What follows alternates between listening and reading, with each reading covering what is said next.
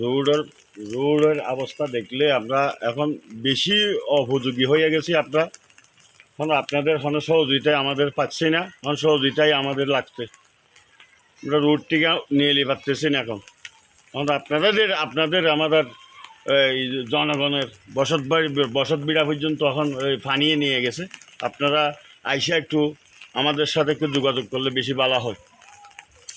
দর্শক, আমি একজন এলাকার যিনি সমাজের মধ্যে আছেন সিনিয়র সভাপতি হিসেবে চন্দিমা সমাজের সভাপতির সাথে কথা বললাম আপনাদের এলাকার সম্পর্কে। এই যে পূর্ব কালাতলী বক্তিয়ারগুনা এলাকার সম্পর্কে উনি আমাদেরকে জানিয়েছেন এলাকার দুর্যোগপূর্ণ হিসেবে তারা চলাফেরা করতে পারতেছে না, এমনকি খুব সংকটাপন্ন হয়ে গেছে। এখানে মসজিদ আছে, মাদ্রাসা আছে বা স্কুল যাত্রীরা আছেন, অসুস্থ ব্যক্তিরা আছে, নিতে খুব কষ্টকর হয়ে গিয়েছে। সেটা আপনাদের থেকে দেখাইলাম।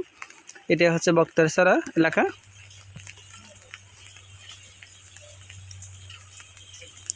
এখানে রাত দুপুরের লোক হাঁটাচলা করতে অনুপযোগী হয়ে গেছে, সেটা আপনাদের একটু দেখাচ্ছি দর্শক।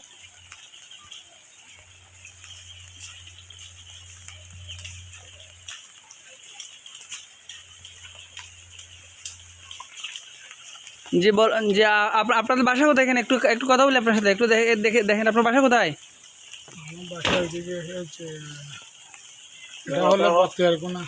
আপনাদের এলাকাতে এখন চলাফেরা কি অবস্থা একটু বলেন তো, পরিস্থিতি বলেন। অনেক খারাপ হয়ে গেছে। আপনাদের এলাকায় পানিটা আমরা হাঁটতে পারতেছি না।